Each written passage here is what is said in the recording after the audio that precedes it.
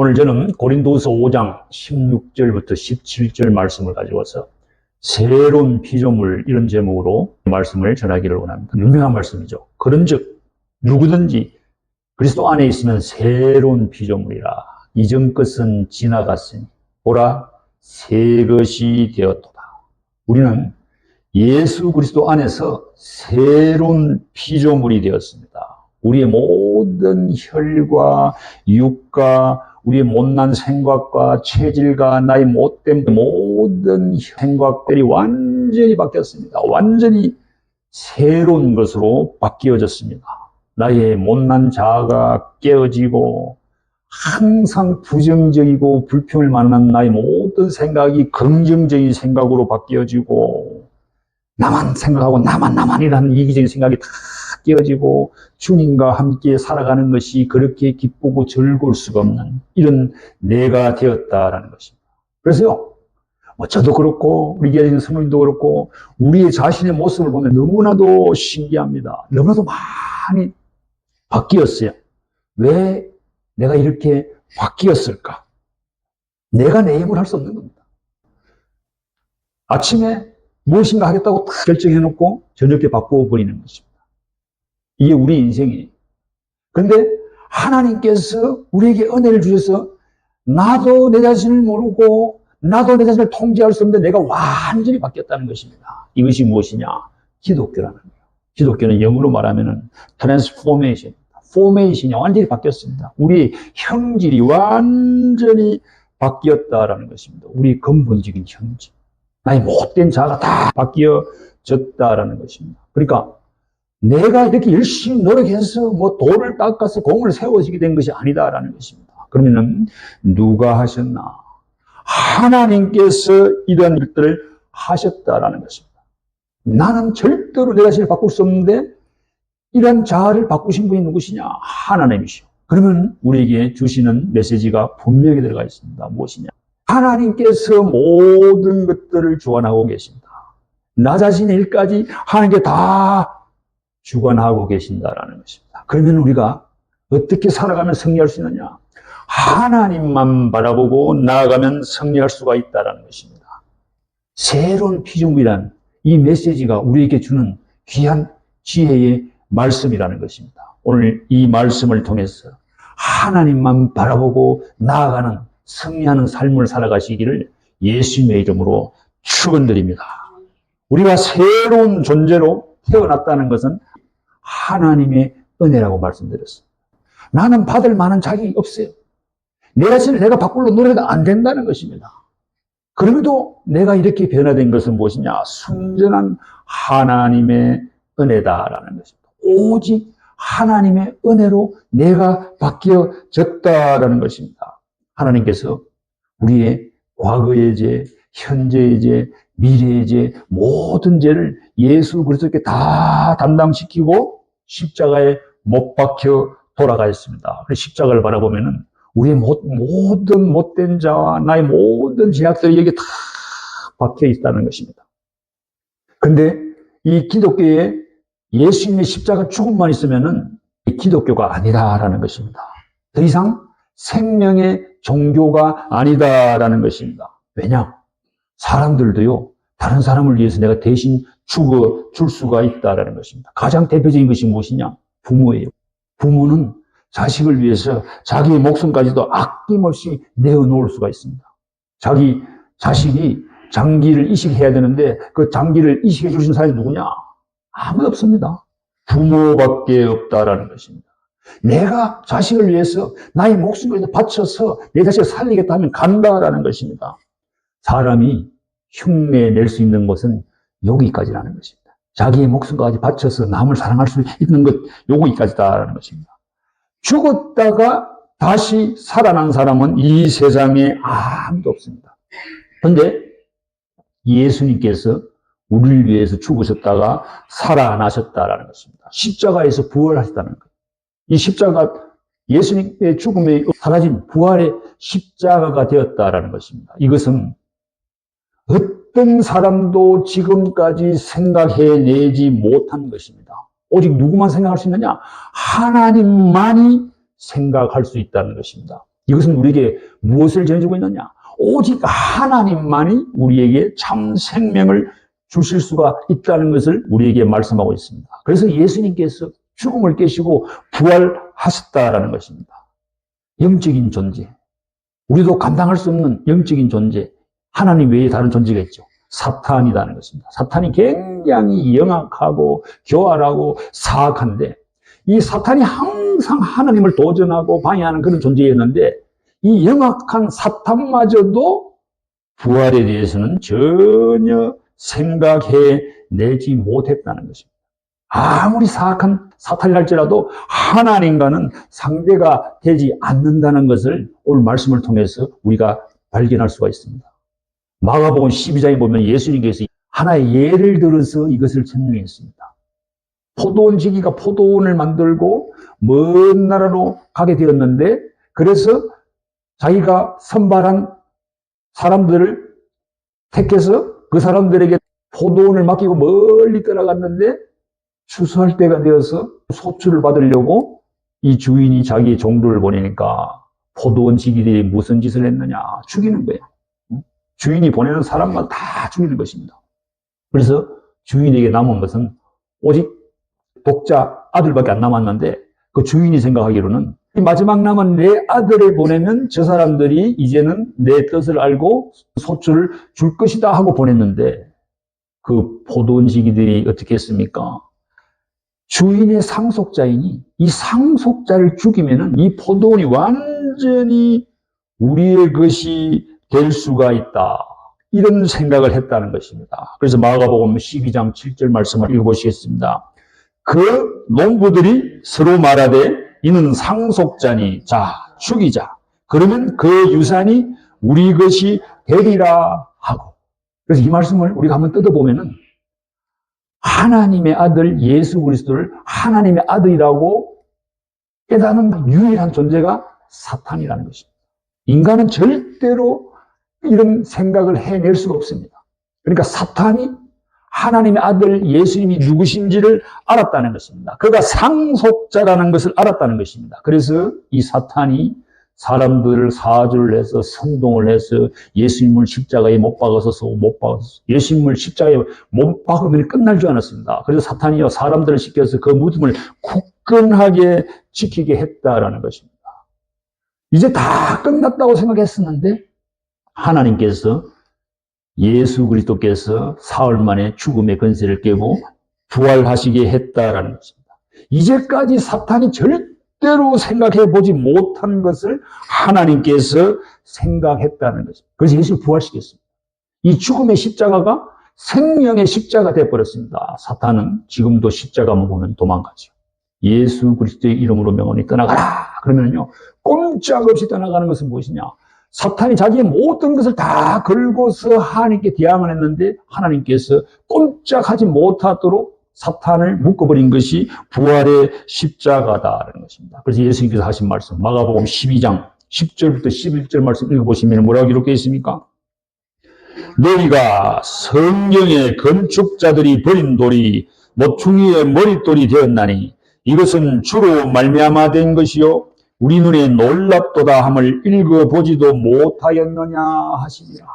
건축자의 버린 돌이 아무 쓸모없다. 진짜 버린 돌이 어떻게 됐냐? 건물의 모퉁이 돌이 되었다는 것입니다. 그런데 예수님이 하신 말씀 보면은 특이한 표현이 있습니다. 무엇이냐?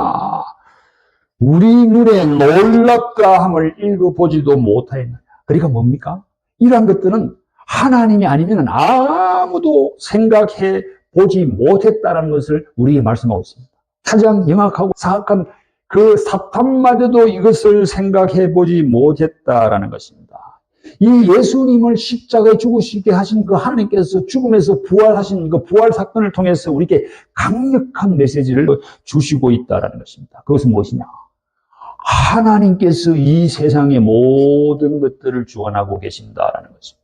그 하나님께서는 불가능이 없다는 것을 우리에게 말씀하고 있습니다.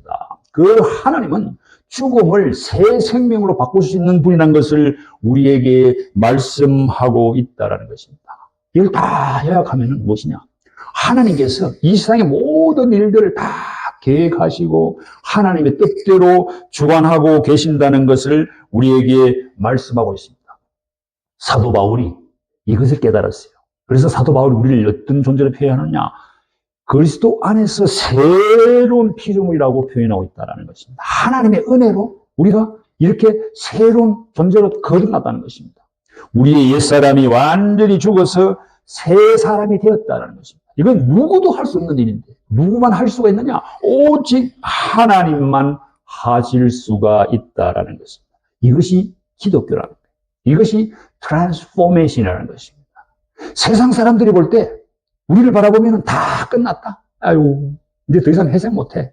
이렇게 사람들이 결론을 내리지만은 세상 사람들이 내린 결론을 뒤집으시는 분이 누구시냐? 하나님이시다라는 것입니다. 이것은 다시 우리가 무엇을 전하느냐?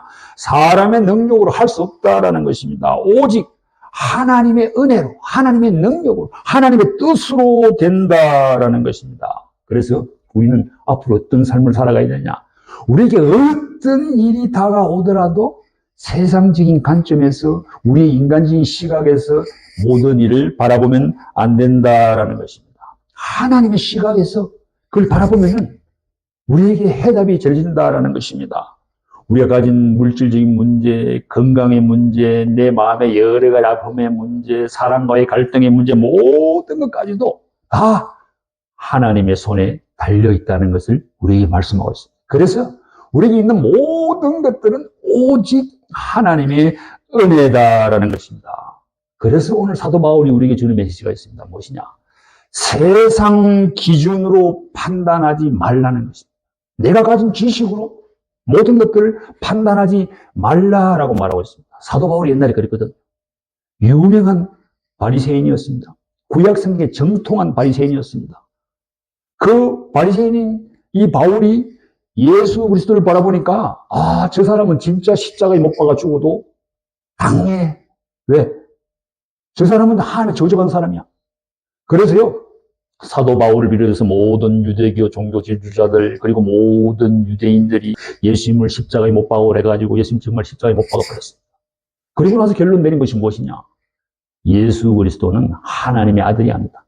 저 예수라는 저 사람은 저주받은 사람이다. 왜? 신명기 21장 23절에 그렇게 기록되어 있던 것이죠.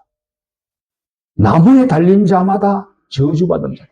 그러니까 확실하게 사탄이 노린 것도 이것이고 구약 성경에 율법 알고 있는 바울도 그렇게 결론을 내렸다는 것입니다. 저 예수라는 양반은 하나님의 아들이 아닌데 메시아인 척 했다는 것입니다.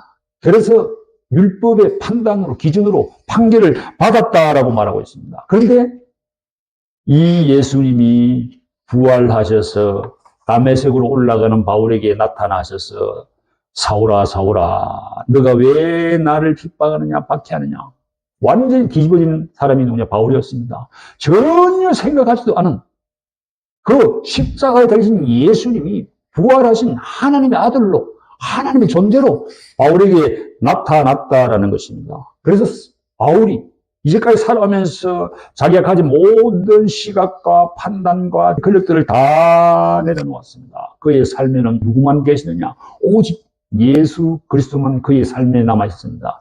십자가 중심의 삶을 살았다는 것입니다. 이 바울이 깨달은 것이 우리가 오늘 1절 말씀 읽었지만 그 앞에 2절 고린도 후서 5장 14절에 가면 뭐라고 기록되어 있느냐 읽으시겠습니다. 우리가 생각하건대 한 사람이 모든 사람을 대신하여 죽었은즉 모든 사람이 죽은 것이라. 예수님이 십자가로 돌아가셨는데 모든 사람들이 다 죽었다고 되어 있습니다. 바울도 그것을 깨달았습니다. 그래서 바울이 뭐라 그러냐? 나는 세상에 대해서 완전히 죽었다라고 사도 바울이 고백하고 있습니다. 나의 세상적인, 나의 인간적인 모든 관심이 더 이상 의미가 없다는 것입니다. 내가 여기에서 뭐 부를 쌓아서 돈을 모아서 이게 무슨 소용이 있느냐? 내가 권력을 잡아서 이게 무슨 소용이 있느냐라는 것입니다. 모든 것들을 다 깨달았다는 것입니다. 예수 그리스도께서 십자가에 죽으신 것은 모든 사람들이 다 죽은 것이다. 다시 말하면 우리의 옛사람이 다 죽었다라고 말하고 있다는 것입니다. 죽은 자의 특징이 무엇인지 아십니까? 살은 자와 죽은 자의 특징. 살은 자는 항상 말이 많습니다. 불평, 불만이 많습니다. 근데 죽은 자는 말이 없다라는 것입니다. 사도 바울이 죽었다는 거예요. 세상 기준으로 더 이상 판단하지 않는다라는 것입니다. 내가 이때까지 가진 지식이나 학식이나 나의 생각이나 모든 것들을 가지고 세상적인 것으로 판단하게 되면은 이게 결국은 무엇이냐? 하나님께서 나에게 주시는 이 은혜를 무시하는 것이다. 그런 의미가 되었다는 것입니다. 그래서 우리가 오늘 읽은 말씀, 고린도후서 5장 16절 말씀을 읽어보시겠습니다. 그러므로 우리가 이제부터는 어떤 사람도 육신을 따라 알지 아니하노라. 비록 우리가 그리스도 육신을 따라 알았으나 이제부터는 그같이 알지 아니하노라. 사도 바울의 모든 판단 기준이 다 바뀌었다는 것입니다. 어떤 사람도 육신을 따라서 세상적인 기준을 따라서 내가 판단하지 않겠다. 내가 이제까지는 그리스도마저도 세상적인 판단을 따라서 육신을 따라서 내가 알았지만은 이제부터는 그같이 절대로 하지 않겠다라는 것입니다. 세상에 대해서 바울이 완전히 죽었다는 것을 우리에게 말씀하고 있습니다. 우리가 살아가는 이 세상은 어떤 세상이냐? 가장 대표적인 것이 무엇입니까? 물질주의죠, 물질. 이 세상은 다 물질주의예요. 이 미국의 대표적인 경제의 특징이 뭐냐? 자본주의, 캐피탈리즘. 돈이 모든 것들을 다 그냥 알려주는 그 세상이 이 미국입니다. 근데 자본주의의 마지막까지 이 미국이 갔다는 것입니다. 미국이요. 지금 엄청난 빚이 쌓였는데 이 미국 정부의 빚이요. 35조 달러라고 그러던가 뭐 그래요. 네? 그런데 그 이자가 1년에 나가는 이자가 얼마인지 아십니까? 대한민국의 1년 예산의 2배라는 거예요. 그럼 이 미국이 지금 이렇게 나가다 보면 언제까지 버티겠냐 이거죠. 세상적인 판단과 기준에 따라서 물질을 쌓고 쌓다 보니까 지금 어떻게 돌이킬 수 없는 마지막 코너까지 지금 달려가고 있는 것이 현실이라는 거죠. 세상은 무엇을 두고 판단하느냐? 가진 것이 얼마 있느냐? 차를 무엇을 타고 다니느냐?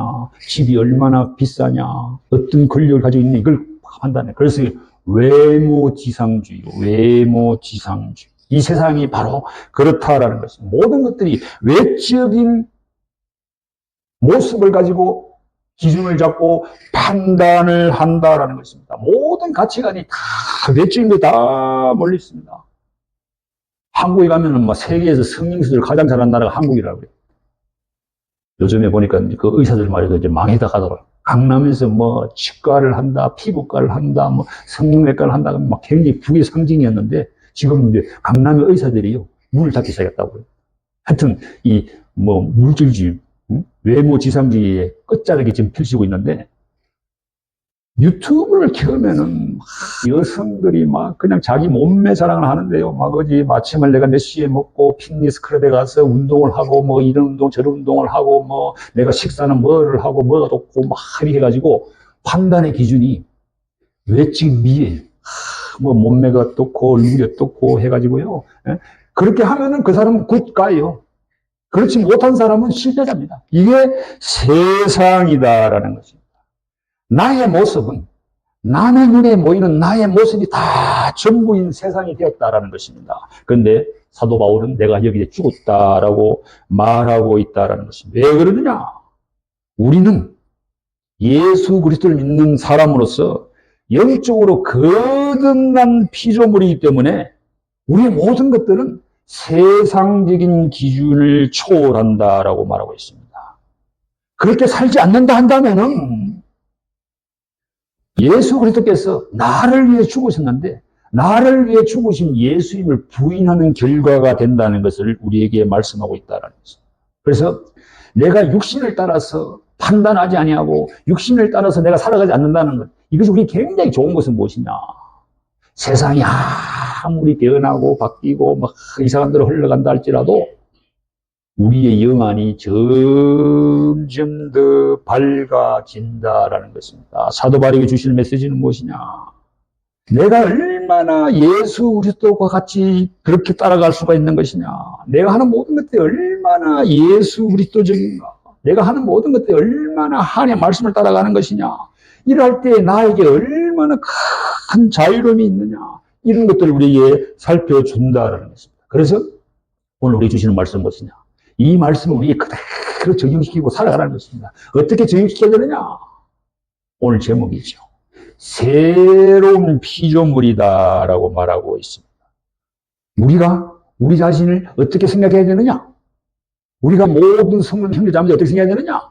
예수 그리스도 안에서 새로운 피조물로 생각을 해야 된다라는 것입니다. 고린도후서 5장 10절 말씀 한번 읽어보실까요?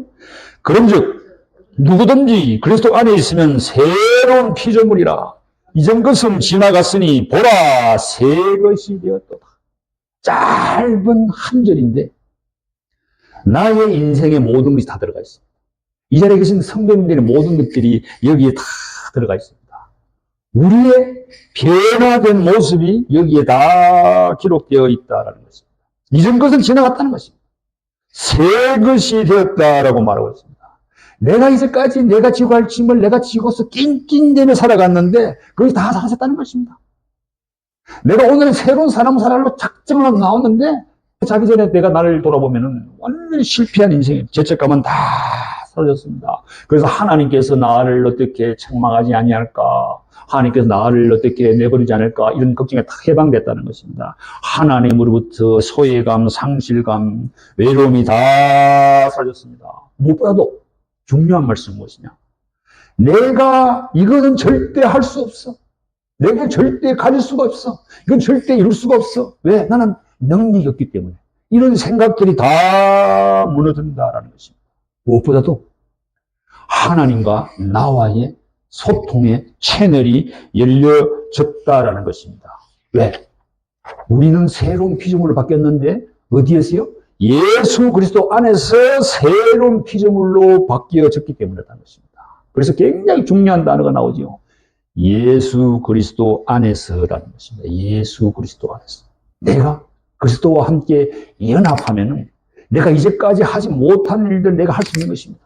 내가 이제까지 할 수 없다고 생각했던 것이 할 수 있다고 생각이 바뀌어진다라는 것입니다. 나의 연약한 모습이 다 사라지고 내가 강건한 모습으로 거듭난다는 것입니다. 이게 영어로 한마디로 표현하면 security, 안전이라는 것입니다. 나의 세상의 파도가 계속 밀려오고 나를 쓰러뜨리려 하고 내 마음이 연약해지고 막 흔들리지만은 예수 그리스도 안에서 내가 새로운 피조물을 생각하면은 나는 절대로 흔들리지 않는다라는 것입니다. 하나님께서는 나의 앞날까지도 계획하시고 나를 인도하신다는 미래에 대한 확신이 나에게 생긴다라는 것입니다. 하나님은 나의 모습을 이대로 받으셔서 나를 하나님 뜻 가운데로 인도하심으로 말미암아서 하나님은 영광 받으신다. 진리를 알지니 진리가 너희를 자유케 하리라. 예수 그리스도 안에서 나를 짓누르는 모든 것들이 나를 해방시킨다는 것을 우리에게 말씀하고 있다는 것입니다. 그래서 예수 그리스도 안에 새로운 피조물이라는 것은 무엇이냐? 하나님과 내가 새로운 관계 속으로 들어가서 가장 친밀한 관계를 맺을 수가 있다라는 것입니다. 예수 그리스도를 통해서 하나님께서 우리를 새롭게 만드셨다는 것입니다. 새로운 피조물이라는 것은 새로운 창조를 이루어졌다는 것입니다. 고린도후서 4장 6절 말씀 읽어보시겠습니다. 어두운 데에 빛이 빛이라 말씀하셨던 그 하나님께서 예수 그리스도의 얼굴에 있는 하나님의 영광을 아는 빛을 우리 마음에 비추셨느니라. 하나님께서 이 천지를 창조하실 때 빛이 있으라 하심에 빛이 있었고 하나님 보시기에 좋았더라라고 말씀하셨는데 사도 바울이요 그 말씀을 인용하면서 우리의 마음 가운데 하나님께서 새로운 빛을 비추어 주셨다라는 것입니다. 그 빛은 무엇이냐? 하나님의 영광을 아는 빛을 우리 마음에 비추어 주셨다라는 것입니다. 우리를 새롭게 지으셨다는 것입니다. 에베소 2장 10절에 보면은 사도 바울이 뭐라고 말하느냐? 우리는 하나님의 만드신 바가 되었다라고 말하고 있습니다. 우리는 누가 지으셨느냐? 하나님께서 생각하시고 계획하신 대로 그대로 지으셨다는 거예요. 그래서 하나님의 만드신 바가 되었다라는 것입니다. 하나님께서 손가락으로 그림을 그리시고 머리에 생각을 하시고 우리 인간을 지으셨는데 그대로 된 것이 우리의 모습이다라는 것입니다.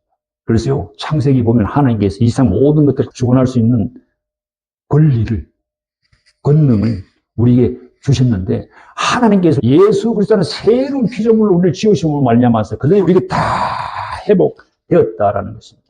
그래서 내게 능력 주시는 자 안에서 내가 모든 것을 할 수 있느니라라는 것입니다. 5장 10절에 보면 중요한 말씀 있잖아요. 이전 것은 지나갔으니 보라 새 것이 되었다라고 말하고 있습니다. 우리는 하나님 안에서 예수 그리스도 안에서 새로운 피조물로 창조되었기 때문에 그렇습니다. 하나님께서 왜 우리를 새로운 피조물로 창조시켰느냐? 이사야서 말씀해 보니까 하나님께서 우리 인생을 통해서 새 일을 행하시기를 원하시기 때문에 그렇다는 것을 우리에게 말씀하고 있습니다. 이사야서 43장 19절 말씀입니다. 보라, 내가 새 일을 행하리니 이제 나타낼 것이라. 너희가 그것을 알지 못하겠느냐? 반드시 내가 광야의 길을 사막의 강을 내리니. 하나님께서 우리에게 새로운 마음을 주시고 무엇을 하시기 원하시냐? 새 일을 행하시기를 원하시고 계시다라는 것입니다. 그래서 하나님께서 우리를 새롭게 지으셨어요. 새로운 피조물로 만드셨다라는 것입니다. 그리고 우리에게 새 힘을 주시고 예수 그리스도 안에서 할 수 있다는 마음을 부어 주셨다라는 것입니다. 한국에 가면은 여러 가지 체인 사업이 있습니다. 미국으로 말하면 맥도날드, 또 지난번에 내가 먹었던 카바나, 또 하와이안 브라스, 이런 체인들이 많이 있는데 한국에 본죽이라고 체인이 있어요. 죽집입니다, 죽집. 제가 미국 여기서 죽집을 내면은 요게 망할까, 번성할까? 100% 망한다고 생각합니다. 왜? 죽에 대한 고정관념이 있잖아요. 죽 써서 기회를 줬구나. 찔깃찔깃한 고기를 먹어야지. 죽을 먹고 살아. 사람들이 마음속에 다 그런 게 있단 말이에요.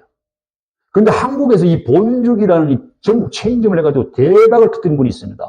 그 최복이라는 이분인데, 그분의 간증을 들어보니까, 어떻게 하나님께서 이렇게 이분의 인생을 이렇게 꽉 트랜스포메이션을 시켜버렸지? 이분은요, 집안이 완전히 망했습니다. 자기 남편의 사업이 쫄딱 망했습니다. 완전히 망하고, 자기가 하던 거 다 망해가지고, 집도 쫓겨나고, 강남에서 잘 살다가 쫓겨나고, 집에서 길거리에서 호떡 장사하다가 구청에서 호떡 그 포장마다 다 뺏기고, 이런 사람이었어요. 그러니까 얼마나 인생이 밑바닥을 쳤으면요, 이 사람은 정신이 돌아버렸어요. 그리고 자기 남편이 강제적으로 정신병에다 수용시킨 사람이 최복이라는 이분입니다. 약을 안 먹으면은 어떻게 살아갈 수 없는 그런 사람인데, 그런데 이 사람이 완전히 새롭게 변화됐습니다. 정신병원에서 나와서 계속 약을 먹고 살아가는데 안 되니까요, 자살. 죽어버리겠다. 근데 이분의 머릿속에 들어가 있는 게 뭐냐면, 죽으면 지옥에다 이게 다 인류가 죽지를 못하는 겁니다. 죽지 못하는 개 같은 인생이었습니다. 그러니까 이 사람이 죽지를 못하니까 계속해서 하나님 앞에 가서 기도를 하고, 그런데 진짜 기적이 난 거예요. 자기 남편이 하는 사업이 다 망하니까 어떤 음식 학원에 들어가서 일을 하는데 자기도 거기 한 달 꼈다는 거예요. 그 음식 학원 식당에 청소하고 주방 보조로 들어갔는데, 하나님께서 지혜를 주시는 그게 뭐냐? 모든 음식을 만드는 조리법이 있다는 걸 알았는 거예요. 그리고 이 모든 음식 만드는 것도 수치로 계산할 수 있다는 걸 알았는 거예요. 그러니까 뭔가 하면 하나의 프랜차이즈 사업을 할 수 있도록 어떤 계량화된 걸 깨달은 거예요. 그래서 이 사람이 생각한 것이 죽이에요, 죽. 그럼 제가 말씀드렸듯이 죽집을 하면 망하냐? 성공하냐? 망합니다. 한국 사람들은 오죽 굶고 살았기 때문에 죽에 대한 불신이 있는데 그걸 깨고 나간 거예요, 그걸 깨고. 그래서 자기가 메뉴를 15가지를 개발해가지고 자기가 1호점을 만들었는데 돈이 없으니까는 위치도 안 좋고 사람들도 안 오는 외진 곳에다가 2층에다가 그걸 했는데요. 거기서 밑바닥에서 하나님과 계속 기도를 하는데 하나님께서 지혜를 주신 거예요. 근데 이 사람이 그러더라고.